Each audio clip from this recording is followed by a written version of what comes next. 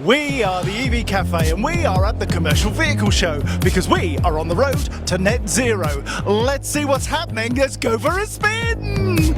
Oh, in the village today we have RightCharge, PLP, Spiry, Field Dynamics, Plug Me In, Iveco, Webfleet, Vital EV, Drax, Monroe, Compleo, Power and Europcar. It's packed down there. Maybe you try it. We're at the CV Show 2024, so the EV Cafe brings together as many people as possible from the B2B community to just spread that message that accelerating to net zero isn't as hard as it looks when you go EV. We all recognise that the only way any of our businesses are going to succeed is if we collaborate, if we work together, if we have fun doing it. It's a really great vibe. We've come to the Commercial Vehicle Show because the commercial sector is probably the most important thing for us. Nice to see it today in the car parks being back to full and getting some footfall on our stand as well. Well, my personal highlight is seeing exciting vehicles like the Monroe truck, which is right next to the Vital EV stand. Who would I like to see driving the vehicle? Probably someone like King Charles around the Balmoral estate. That would be really cool. Built this van especially for the show, which is behind me, and that's all about showing that you can plug equipment into the vehicle and run tools and equipment, televisions, charge mobile phones. It's great to see, what's out there in terms of cars, just the amount of energy in the room, the amount of people coming over, vans, the latest technology, commercial fleets, And telling people about our new product. people who understand the world of electric and people who don't. I actually can't believe it. So 3 years ago, this was not this big, trust me. Today, they're queuing back to the roundabout to get in, and that's a sign of where we are in the industry. Thank you for joining us at the Commercial Vehicle Show as part of our On Tour in 24 season. May I have coffee? Yes. Hello everyone and welcome to the EV Cafe. I'm Johnny Berry, your host, and in my day job I work for Nubuna Vehicle Solutions. I am thrilled to join you live today as we tackle a very crucial topic, charging in all its forms and how software helps maximise its effectiveness and efficiency. Charging is the backbone of any successful electrification strategy, and if we don't get charging right, we're limited before we can even start. However, with the right hardware, implementation, software, we can not only get it right, but also enhance fleet operations. Today, we'll provide you with insights you need to make in order for you to make informed choices about integrating software and charging solutions for your commercial fleets. So joining us today from the EV Cafe team, you already know them, and they're experts in their respective fields. 3 of them are wearing blue t-shirts, one's in the back of the van, and one's in a remote office. Hi, Paul. I'll start with Paul from EV Essentials, ready to share his insights on how electric vans and software solutions are transforming commercial fleet operations. Then I go to Sarah Sloman from PayThrough, distinguished for her expertise in evolving payment technologies that facilitate easier and more effective EV adoption. John Curtis, dedicated to channeling your questions into our discussion, bridging audience curiosity with expert insights. And finally, Sam Clark, I'm going to be nice this time, from GridServe, bringing us the latest developments in public infrastructure, all the way from electric cars, vans, and trucks. And of course, we're also delighted to welcome our guest speakers today, whose vast experience in commercial vehicle sector, charging, software, data, promises to enrich our conversation with invaluable perspectives. We've covered all angles with these guests. But before we proceed, I'd like to express our heartfelt thanks to our gold sponsors. And they are the AA, Europcar, Iveco, PayThrough, Webfleet, and Zaptec. Your unwavering support is crucial in sparking these very, very vital conversations. As always, if you have any questions or would like to contribute, please feel free to join us via the Zoom link posted on the EV Cafe LinkedIn page. And I think Sarah's going to get straight into the chat box and make sure it's there as well, if you aren't already. But before we get on with the show, I know Paul has something burning to get off his chest about an EV Cafe, about an event that the EV Cafe will be attending in only a couple of months' time. Can you tell us a bit more about that, Paul? Of course I can. It will be very exciting to do that from the back of my van. Yes, indeed. We're here. I'm here doing some work for another one of my clients, and it's very exciting. But what is immensely exciting is CarFest. So I know, yeah, I said car and exciting in the same sentence.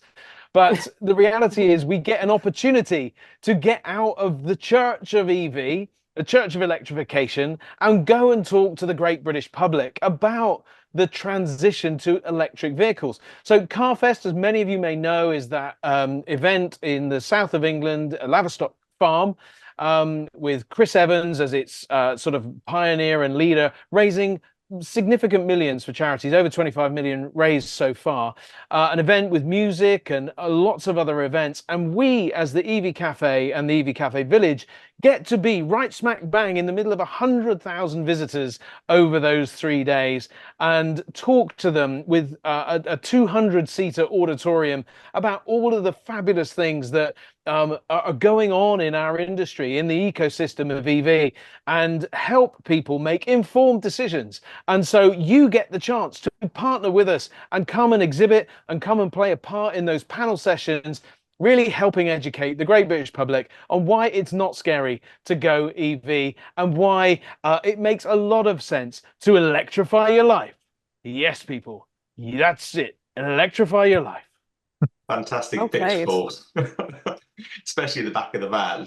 JC, what are you excited about most of an event like the CarFest? Oh, it's always the people. I just hug Central, seeing people again, because living in Scotland, I don't see many people genuinely from our industry.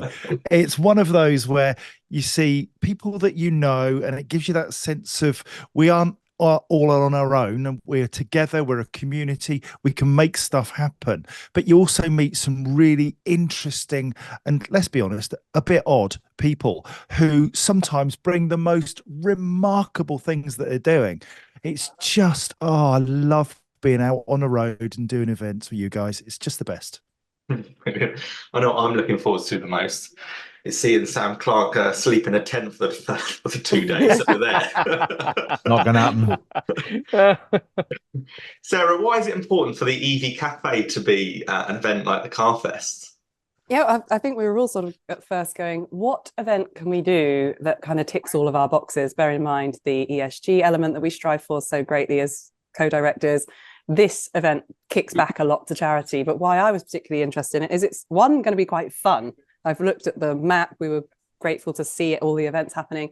And also some self-confessed petrol heads will be there celebrating their side of the automotive industry. People like Chris Evans, who is famed for his love of cars.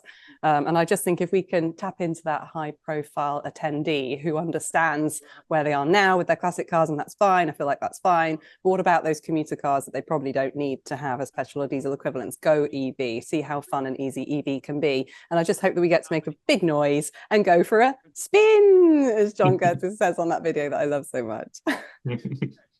Yeah, I think it's a key point you mentioned there. I think just getting outside the church walls, but not only that, not like Sam Clark going to Nigel Farage's studio, but being able to do that in a fun environment and really helping people when they're asking those all important questions or misinformation around EV. So without further ado, let's get on with the show. And as always, I like to kick it off with some questions to the team. And I ask the team, they keep within 40 seconds. So it's suitable for short form content for YouTube.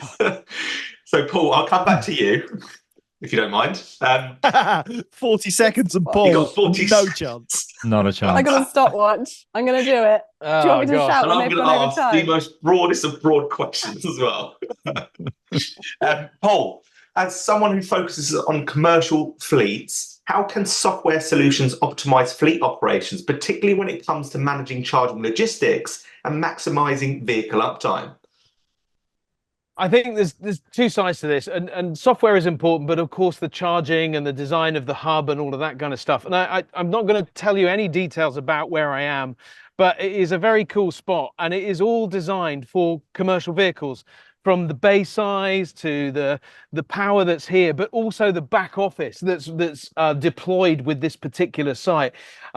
Its commercial focus is brilliant, but the software is where it will happen. The transaction, the bookability, all of those elements that need to come into commercial operations, because there's things that you can't have, and that is failure when you come to pay, and failure when you downtime or of lack of productivity. So it's all about kind of the support that the site gets, but also the software in the background kind of highlighting when there's a challenge. That's the key.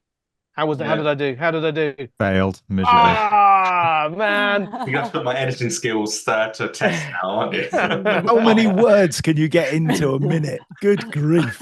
So good. I listened to a comment made by a fleet director of a mega fleet at the Move introduction this morning. And he's made this comment a few times, is that they can afford the electricity costs, albeit on the public network. They just can't afford the downtime. So exactly what you're just saying there, Paul. So, John, it's your turn. Oh, God. Okay. Right. Never knowingly kept to a schedule. I reckon John's going to do it. John, from a hearts and minds perspective, what are the main concerns our audience has about transitioning to electric fleets, and how can software help address these concerns to foster a smoother transition? We've still got the same myths that kick around our industry. It doesn't matter whether you're a fleet driver, a consumer. The first time you get into an electric vehicle, it's all alien, don't know how to do it. I'm not skilled enough, or I just want to break this thing.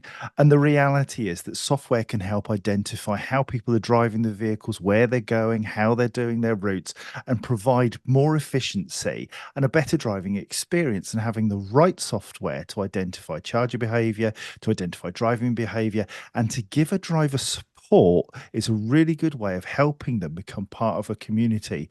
And what we find is that once you drive a vehicle for work, that often then translates into you making better decisions for home.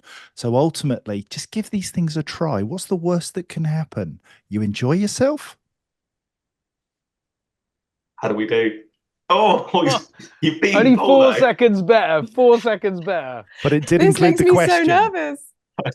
They both have to include the question, because John's that's what in the the clip will lead. be. Yeah, you're doing well. Well done. John Oh, is no. in the lead. It might be my Again. turn next. Sarah, you're up next. Oh gosh. Okay. Well, I'll be fair as always. No. I'll You're do not it on the screen. not Hello. a chance. Go on. No John, way. you do it. John, Right. you do it. Right.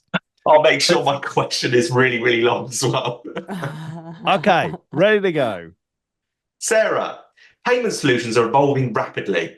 How are these advancements making it easier for commercial fleet drivers to access charging infrastructure? And what role does software play in this evolution? Thank you for asking that question, Johnny. Ultimately, software and payments are vastly overlooked. It's an area of our industry that doesn't get enough attention, which is why we're doing an event like this today.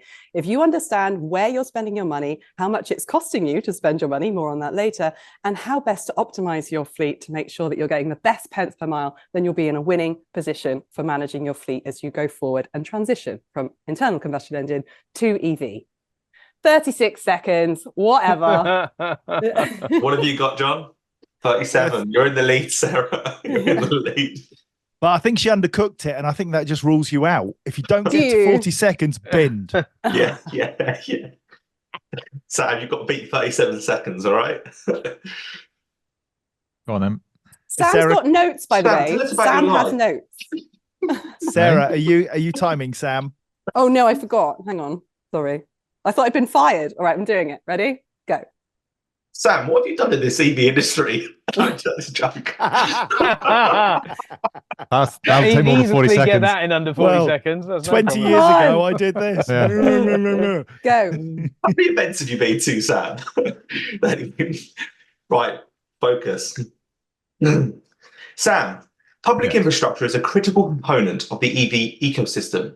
Can you share how current developments in public charging infrastructure are supporting the needs of commercial fleets, and what role software plays in integrating these solutions? Yeah, it's really important. How do I do? Timing? Yeah, no. I think listening to the other guys say, my only comments are that software and charging are the same thing. They are intertwined now. There is no difference. You can't have one without the other. There's, Paul mentioned, dynamic reservation bookability, incredibly complex but required. Smart charging, dynamic pricing, especially in the commercial world and in the public domain. So it's a complex beast, and there's an awful lot of different facets to it. But the two are inevitably intertwined, in my opinion. I've got Very nice. I've got a question for Johnny. and I wonder if he can hit the 40 seconds. Oh no! Moving on, it's that time to welcome Right. the guest speaker. Go on, John. Okay, here's the question: with your No, knowledge, just wind your neck in, Berry. Go on. Right.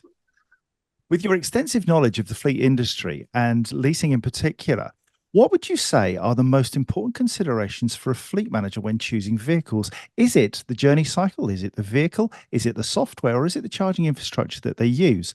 I think it's really important that you identify these things and rank them in order from 1 through to 4, with no error being included whatsoever. I also would... And that's it. 40 seconds, bang on. Well done, mate.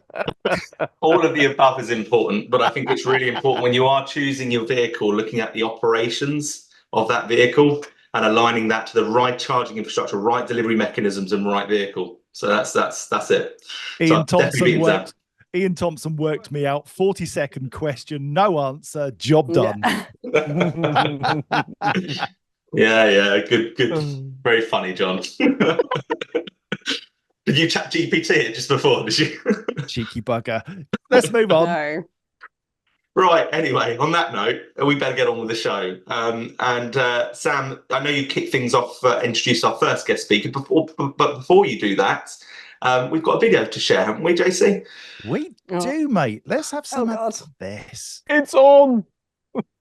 Oh, it's actually on? Come on, you stop messing about. We've got to get into this conference. Very wise. Peter Eldridge, thank you very much. Thank you. Oh, yes, we've got the right one. You go that way, I'm going this way. Ash, hi. I'm so happy you are here because this is an exciting day for us. I'm delighted that Allstar are sponsors of the EV Cafe.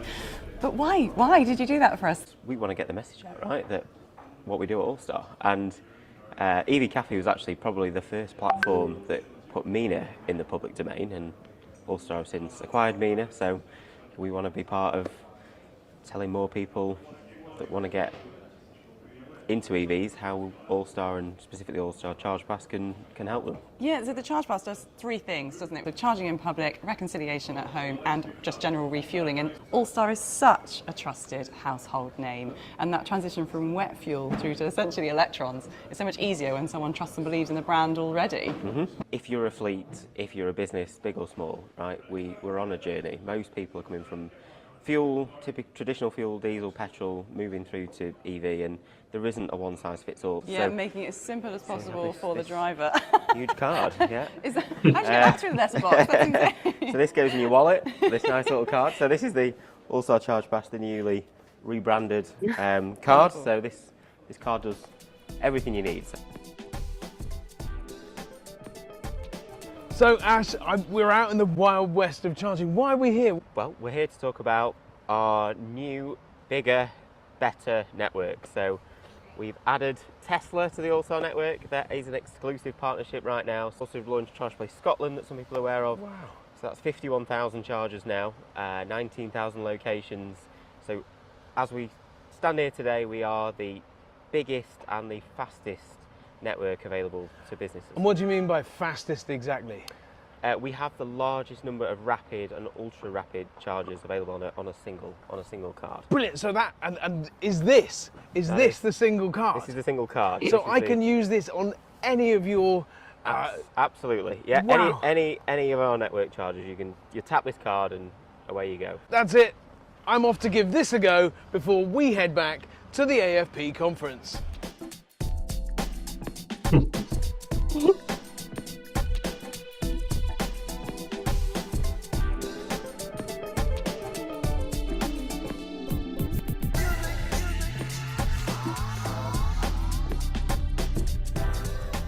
Wow, Saz, that has been absolutely brilliant. I know, just such a good opportunity to learn about how they're making this super simple to enable the transition.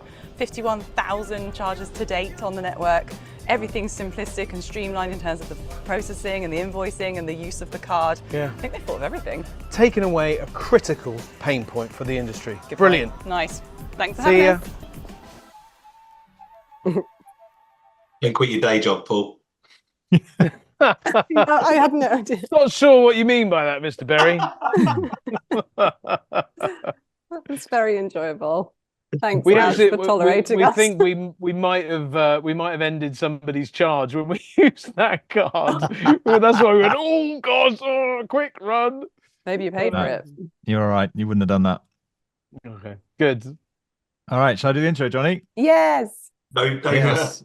no Well, prize you for hardly- guessing who's guest speaker. Exactly. He hardly needs an introduction, this man. A, because we know him so well, and B, because we've just seen him. But Mr. Tate, Ashley Tate, if you already are on screen, excellent. Ash was the co-founder and CEO of Mina. We've all heard of that, a company which revolutionized the way fleets charge their EVs at home. Having been acquired by Allstar in 2023, he now heads up EV at Allstar. Now, fun fact, and I like this, and I'm trying to get my head around it.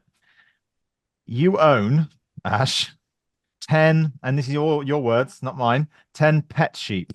So it's not like you've got 10 sheep. You've said you've got 10 pet sheep, which make me like people have pet cats. So I just wanted, more than ever, more than anything, what's that about? Please tell me. Well, it's a long story. But yeah, the short story is a mate of mine was at a wedding, sat next to a farmer, and he said, "Oh, a mate of mine's got a field," and 2 weeks later, 10 sheep turned up. So that was 4 years ago, and they're just my little pet sheep. So Do they have names? some of them do. Yeah, my daughter's named a few of them, but I couldn't tell you. There's the white one, and the fluffy white one.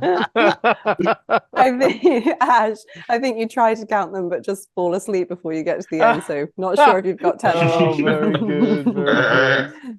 Matthew McMullen worries me when he says he only likes the pretty ones. What? That's very why. Okay. But move Cool, on well, quickly before we descend. Welcome, Ash. Now, it's just occurred to me on the basis of your background that it might be worth just explaining Mina, Allstar, maybe even Plug Surfing, and Corpay, and how it all fits together. Because you obviously got a different name behind you, but that's the main overarching parent company. If I'm understanding correctly, so it might be just worth explaining that so people can understand what all these logos mean.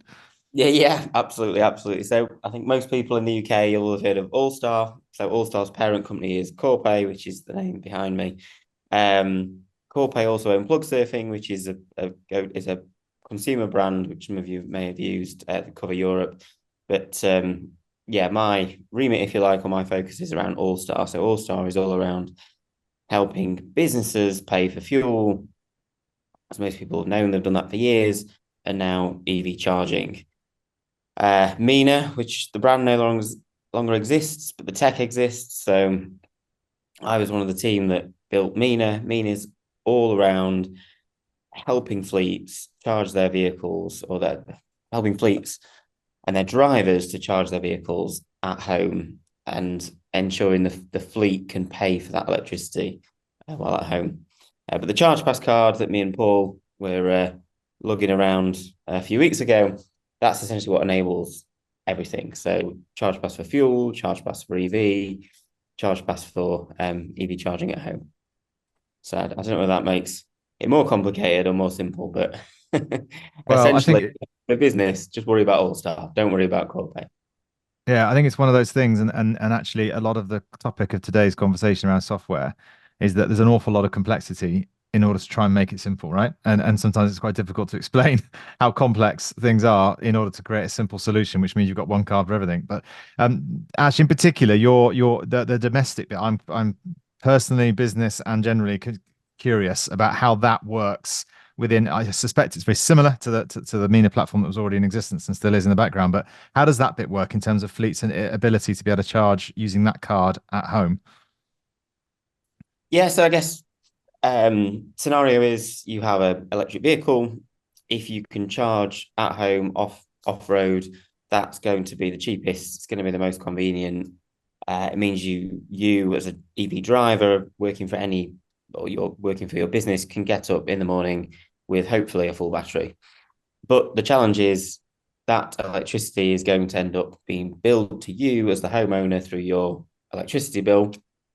And it's quite difficult to then expense it because your home electricity bill is not itemized. It will not tell you this is the cost of your EV and this is the cost of your fridge So what we do is we connect to the charger, we connect to the energy supplier, and we ensure that your business, your employer, is billed, invoiced directly for the cost of that electricity, so that when you as a driver receive your electricity bill from whoever your supplier is, the cost of that electricity is already paid for, already taken care of. So it's like, just imagine it just like another charge point in public. Some of the charge points now you can physically tap the card to initiate that business charge. It just becomes like a fuel station on your own driveway, and operates in the same way a fuel card would, in that the cost of that electricity is then billed to your employer or to your to the business. Hopefully that makes sense.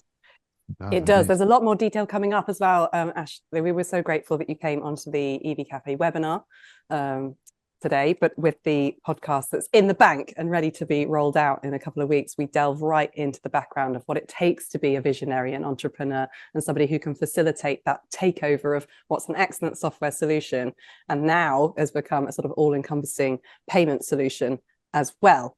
And we talk at length about how this makes it easier for fleets, because they simply don't have to think. With 51,000 connectors, there's only 60,000 in the whole country. So there's a high chance that utilizing the All-Star Charge Pass means that when you're out and about, at home and at work, you can sort it out with one single tap. We dared to ask you on the podcast what might be coming in the future, but you'll have to listen in on that to find out. Have we got any questions? Go on. Sorry, John. Yeah, You. I was just about to go there. Ian Thompson has asked exactly that question. He's saying, in the future, we should have a system where your vehicle registration number is recognized by the charger. It's connected to your bank account, and this all happens automatically. How will that, it will clearly have some impacts for you, Ash. What do you see as the future? I think plug and charge is what's been talked about here, and absolutely. I mean, that's really what everyone is, I wouldn't say waiting for, but that changes the way in which I guess we authenticate a charge, right? And it happens today on the Tesla network. If you've got a Tesla and you Tesla charger, you plug your car in, and essentially you don't have to do anything. It just charges the card that is connected to that vehicle. And for us, that's a great opportunity, right? Because it eliminates fraud, especially in the business world where people could, turn up with a card in a different car. We have things to prevent that. But if the car is the method of authentication, nobody's committing any fraud.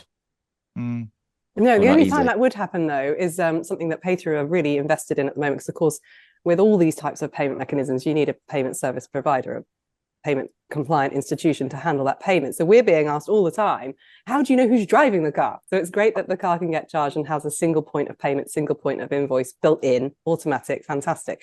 But what about those fleets that share vehicles? How would that charger and that car differentiate between which driver is driving that day? So there has to be sort of post-pay reconciliation about who had that car that day. And once we've cracked that, it will be completely seamless. Yeah, and I think some of that has already been thought about today. So even with our integration with Tesla, you can choose, so you can plug your Tesla in, you can have an All-Star card linked, or the ChargePass card linked to your to the Tesla account. So you can have multiple cards. So you can say, I've plugged in, select my card, you plug in Sarah, select your card. So there is ways already that exist around having multiple, cards linked to a vehicle.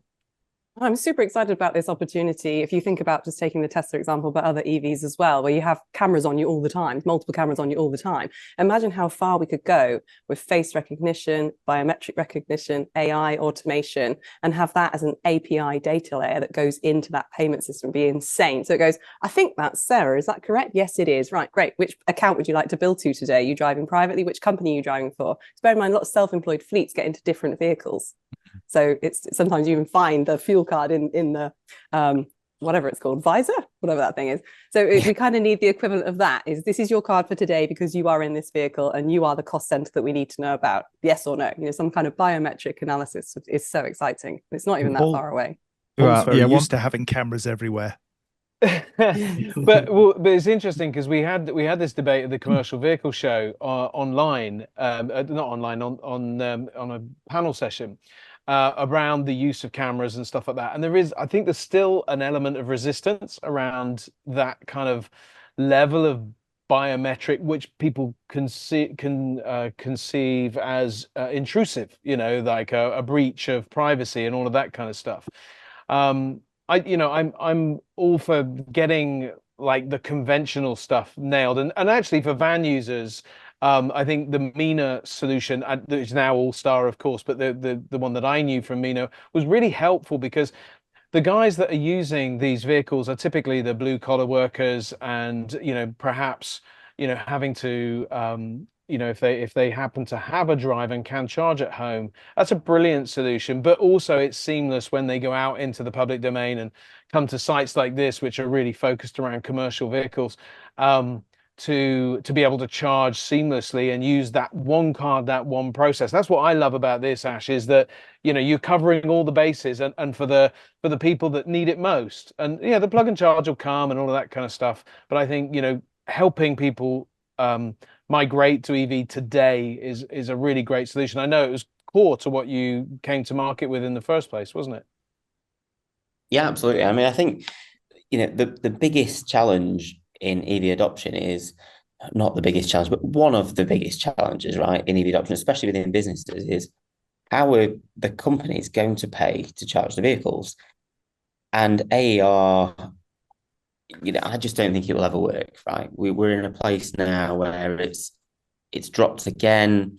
Public charging's gone up, home charging's gone down. AER looks at retail energy or domestic energy. So it's massively disadvantaging those that can only charge in public. So solution like what we do, one of the reasons we created Mina and the tech we did at Mina, and I think one of the reasons All-Star acquired us was because it's fair, it's accurate, it pays actual cost of charging at home. Combine that with public, it's just everyone's happy. Business is happy, drivers are happy. It will encourage more people to charge at home, where it ultimately saves downtime. We were talking about downtime earlier. Like the raw cost of electricity is half the price. Adding downtime, you tripling your savings by moving to charging at home versus in the public. Yeah, can I just add to that as well, John? And the question that Ian Thompson answers, or we answered in regards to the technology, I just wanted to address that quickly. He said, how far away are we from having chargers that recognize the cars by MAC address or similar? That already exists. That's called auto charge. It's a system that I was using on my own car for GridServe 2 years ago. So that is where you learn the MAC address of all technology, all things connected to the internet have its unique MAC address. So that exists already, and therefore that's an opportunity to utilize for all existing vehicles that are already out in the domain, as well as the future ones. Plug and charge is more of a certification series process, which is done with the vehicle and the charger and the back-end systems that then talk to each other to make that handshake, to make the same thing happen, but it's processed in a different way, and it's a more secure way of doing it.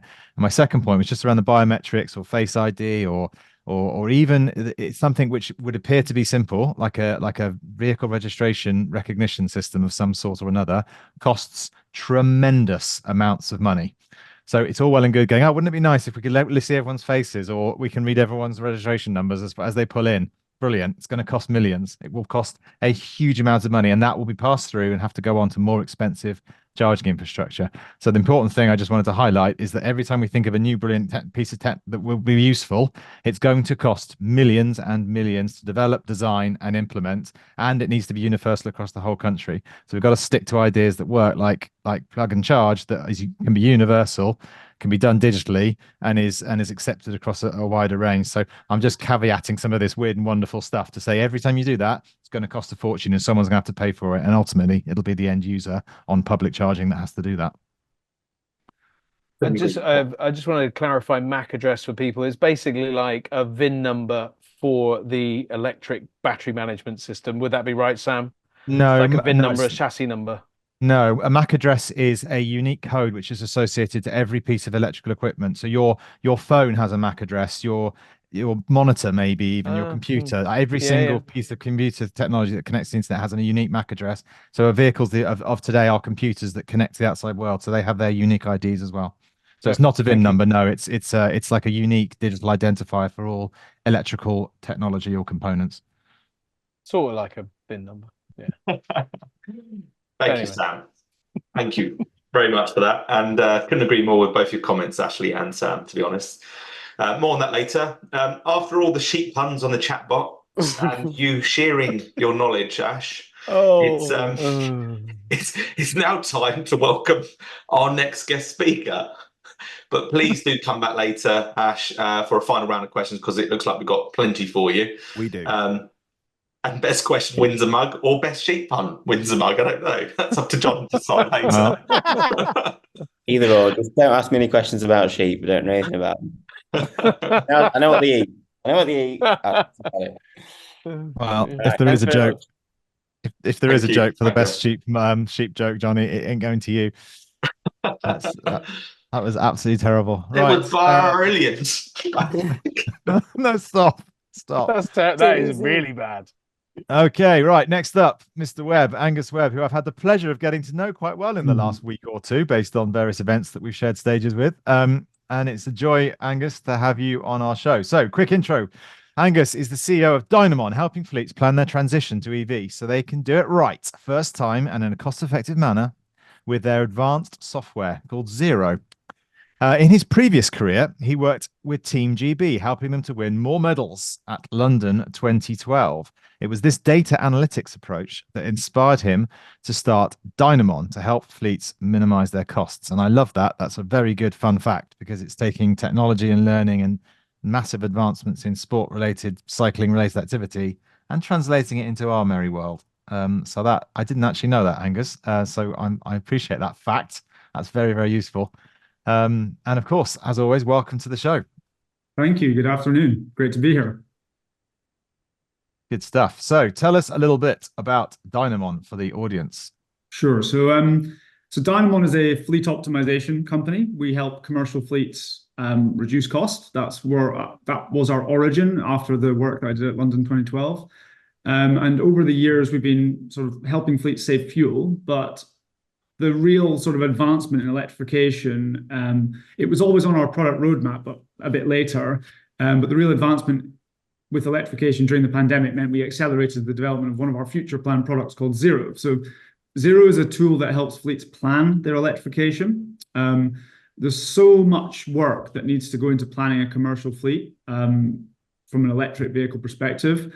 And pretty much every fleet's got to go through this process.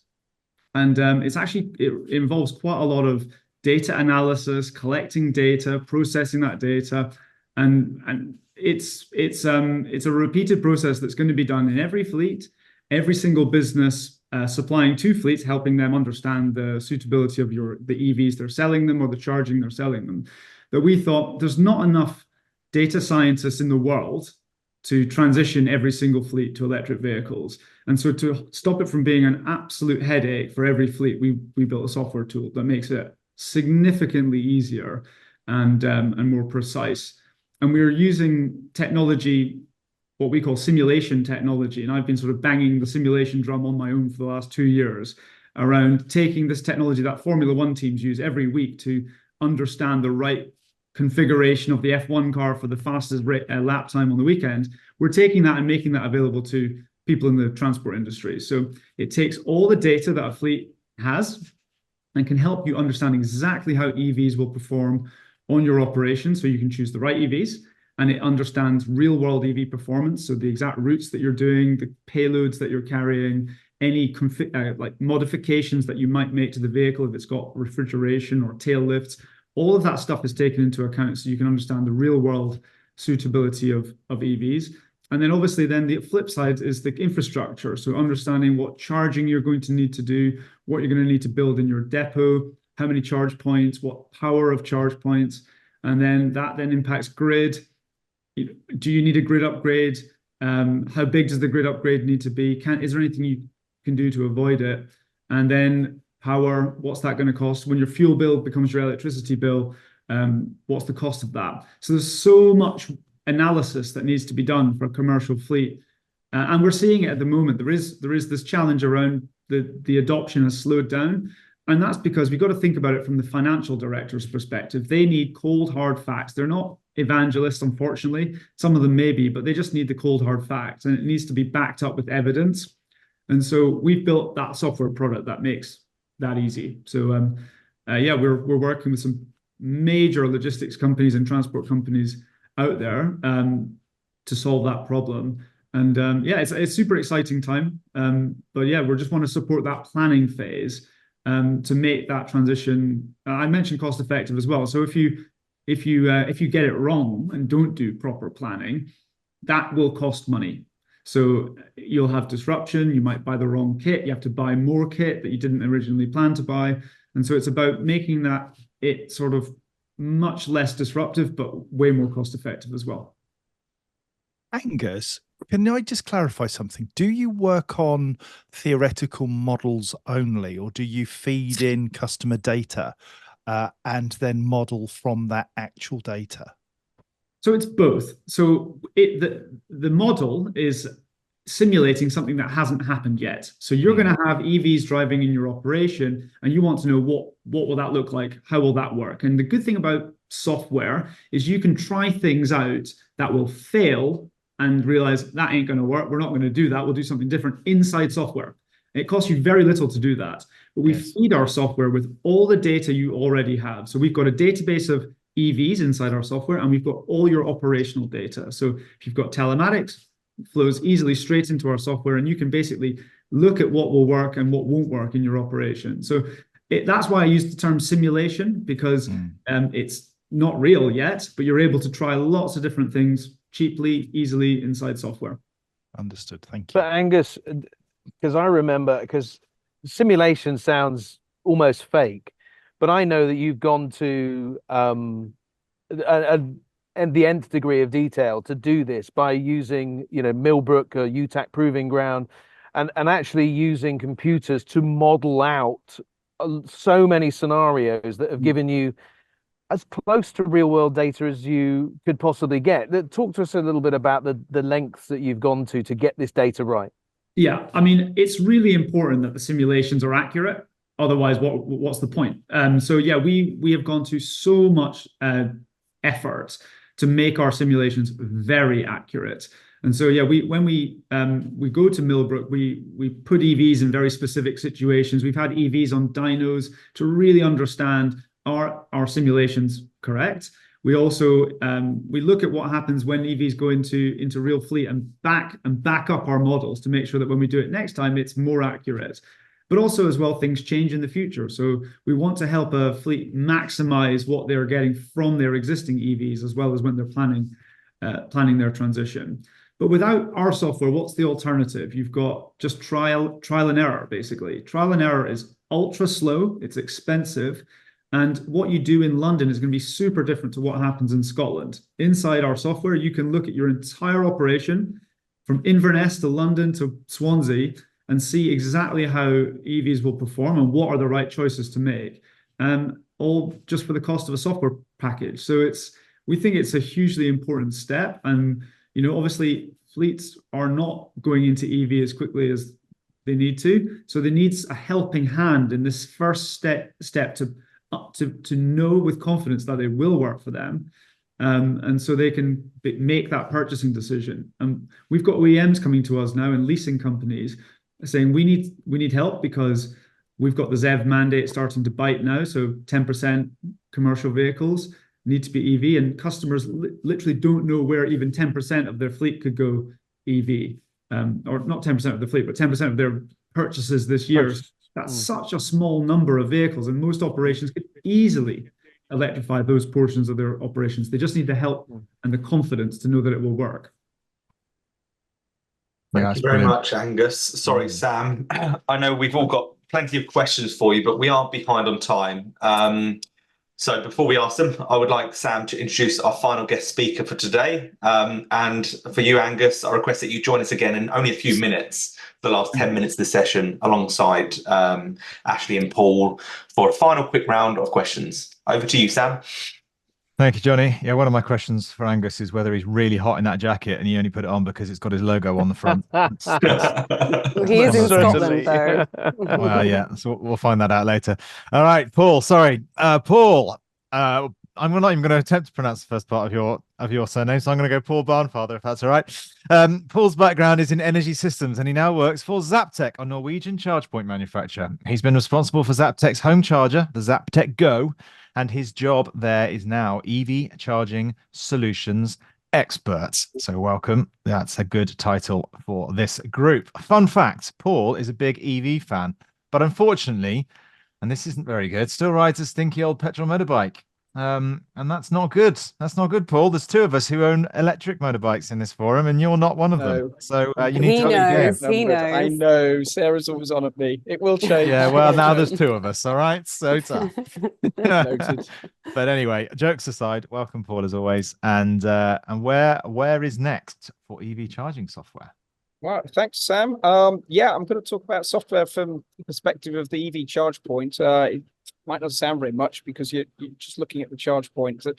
I know EV Cafe is normally a PowerPoint-free zone, but I am going to share something with you. So I hope that's okay. Johnny and I have already vetted this, guys. This is worth looking It's at. been vetted, It's right? good, Okay. yeah.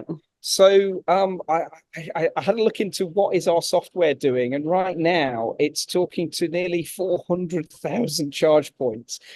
This graph shows the number of charge points connecting to our back end over the last 8 years. So 2016 this starts, and when people say the EV transition is slowing down, not from our perspective. It's really difficult to keep up. So I asked our software manager, well, what does this mean? You know, what does this? And he said, well, we get about 4,000 messages every second from our charge points, and we get another 2,000 every second from the charge point operators that are controlling our charge points. So this is about 1 million messages every few minutes. And we're only just getting started. So there's a lot of software going on in the background. So I thought I'd talk to you about, well, what's in the charge point? You know, where's this software? What's it doing? Well, the first bit is you probably never even noticed this. There's some safety software in there. You should never see this. This is the stuff that keeps you safe. If something goes wrong with a charge point, stops you getting electric shock. Super important. Software. So mission critical software running there in the charge point.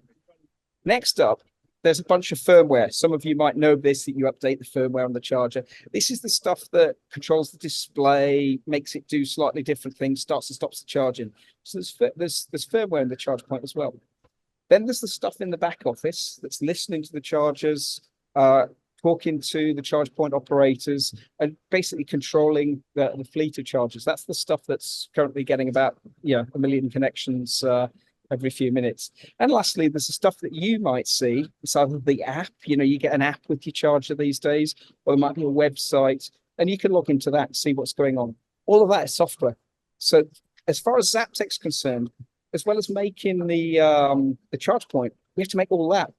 And actually, that's almost as big as making the charge points themselves. It's a big operation. As a manufacturer, we're becoming a software company, and this keeps us very busy. So if that's our world, that's it, as far as Zaptec's concerned. Is there anything missing in this picture? And well, give yourself a point if you said car, or van if you're Paul. Yeah. But at the moment, AC charge points don't really talk to the car. And thankfully, there's finally a new standard out, ISO 15118, which has been mentioned in the chat, which finally allows us to talk to the car. So that is coming. It's still not widespread, but finally the car actually enters the picture. It's a bit late, but there we go. Next up, the power grid. The EVs, when there's a few thousand, power grid doesn't care. When there's millions, they become part of the power system, and turning them up and turning them down in response to the wind and the solar and everything else, that becomes essential to keep the price down. We don't know how we're going to do that yet. The protocols haven't even been fixed. So question marks there, but the grid becomes part of the software. And then finally, there's everything else. My home energy management system, some kind of super tariff thing. I don't know. There's all sorts of stuff you can do, matching it to your solar panel. how are we going to do that? Well, there's a standard out there, OCPP. I know it's acronym free zone, so Open Charge Point Protocol. But there's new things like Matter, which will be on your phone soon. It's all to come. So right now, we at Zaptec, we're staring this down thinking, we thought we were becoming a software company. We're absolutely going to become a software company. So that's it from point of view of charge point manufacturer. There you go. Charge point software in 5 minutes. I know, no mean feat. Thank you so much for covering that. And we share an affinity there because I myself also never knew that I would end up in software, but it's just such an underrepresented, unnoticed, unconsidered part of what is essentially a huge value chain, is what I would call it. This is the way that we unlock the hardware. This is how we get the best from the hardware we've already deployed. It's not even that hard. Those building blocks already exist. A number of the driver problems that we hear about every day exist in the finance sector.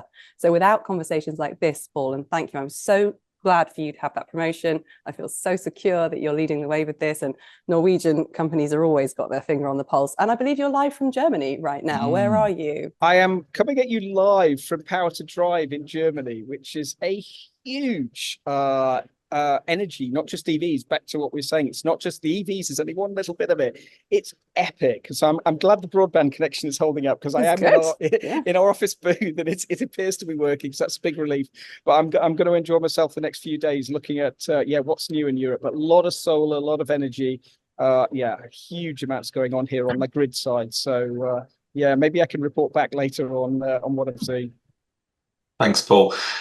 Before we go on, we just need to introduce Ashley and Angus back onto the webinar, I think, for the final round of questions. And Paul, apologies if I distracted you by any chance. I just learned how to annotate on Zoom. And I really resisted the urge to write some silly stuff, but didn't want to interrupt your flow. So apologies for that. Yeah, we've got some good Q&A, haven't we? Let's have a look. We've got some brilliant ones. Ashley, there's a message from Robin Hughes, and Robin's a friend of ours, usually in Hong Kong. He's currently in the Philippines. And he says some US dollar 200 billion is made by Filipino overseas foreign workers to their families back home in the Philippines. International pay processors are usurious in their fee structure. Can we engage? So if you and Robin can hook up, and we can do this outside of this webinar, but you win the mug of the day, Robin, because usurious is a word I had to go and look up. And it's basically unfair, kind of bit dodgy. They're taking more than they should. Usurious. There we go. Thank you for that. But Robin Hughes and Ashley will hook you up so that you can have a chat about payment processing in the Philippines. You're going to need to send that, all the way to Manila. That's going to be an impressive parcel for us. I'd actually, just before you end that, it's so true. There's an amazing technology behind the scenes for payment processing, and it depends where that payment processor is based, and it adds on layers and layers of cost. And there's a huge swathe of the whole globe that is being crucially ignored and doesn't have those payment service providers. That's why the price is higher, and that needs to end. Question for Angus from Michael Barton in Bristol, just in case you didn't know.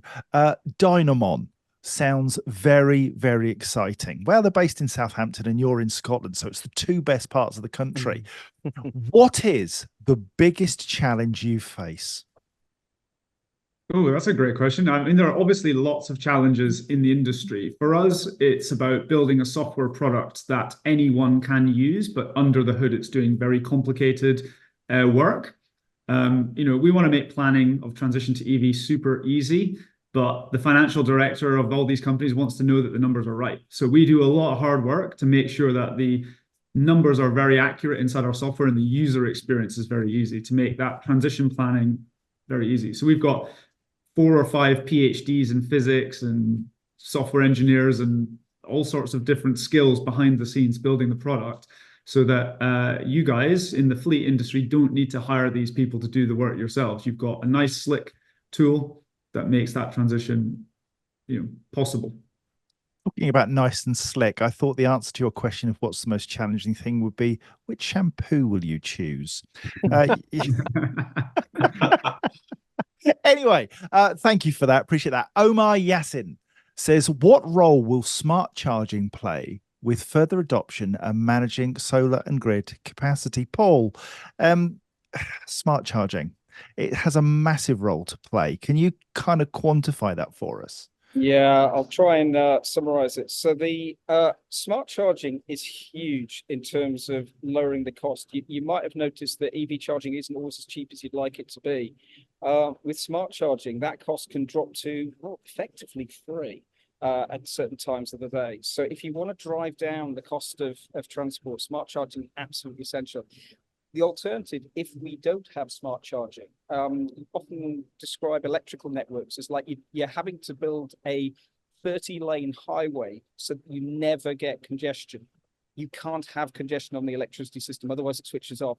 So we build out vast amounts of capacity that's never used.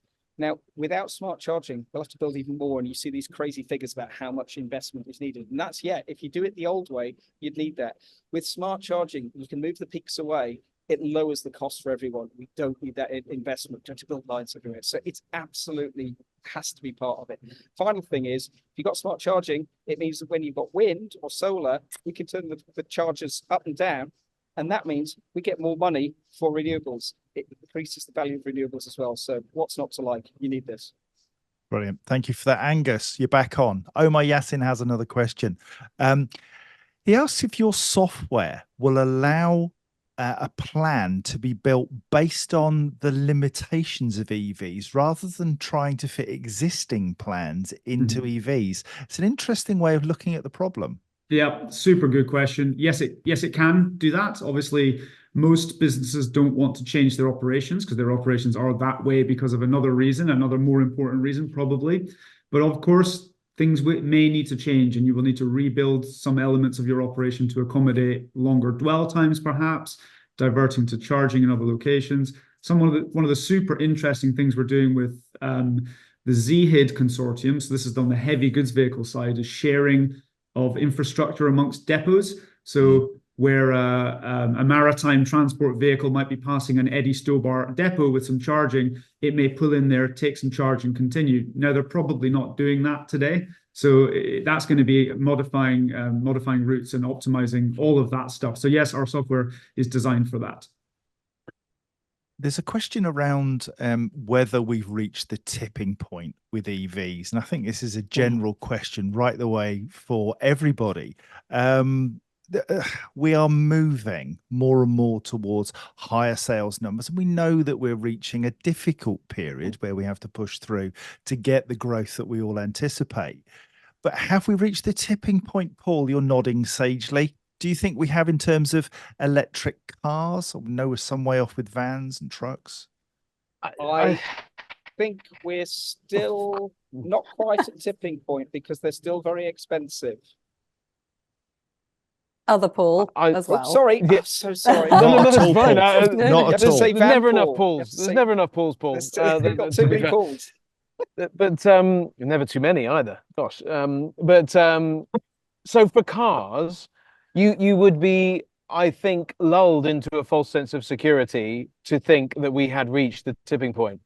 The minute the government turns off the benefit in kind incentives, I think we will find that actually those trees won't be getting so many hugs because people will be thinking there's not the financial incentive to do it anymore, which, let's not kid ourselves, that's been the primary driver. I think if you look at the van sector in particular, it's dropping in its market share year on year at the moment. And we need solutions that we're talking about. I'm sat here, and I've got to show you this because I'm literally sat under a wind turbine here, which in a very short order will be connected to some charging over here, and there is, all of that kind of stuff. So look out for press releases on that, because this is the future, direct energy into the grid. And we need these clever solutions to make life easier, to make it more cost effective to charge in the public domain. And we need to educate consistently. We are not at a tipping point. And the minute we take our foot off the gas, we will lose, because there is much, as Sam often refers to, much more money in the oil and gas kind of lobbying kind of route, and we will quickly see things turn around. But the manufacturers are under a lot of pressure and are having to change. The ZEV mandate, the zero emission vehicle mandate, has been called out already today. That is a very clear guidance both on cars and vans, and we're not meeting those numbers, and it doesn't look like we're going to meet them this year. That tells me we're not in the right place. So Thank many you for nodding, questions. Paul. So many questions in here. I don't think we've got time for them, JB, do we? No, we don't. We've probably got time to squeeze in one more question if you want to, JC, and then we'll wrap up.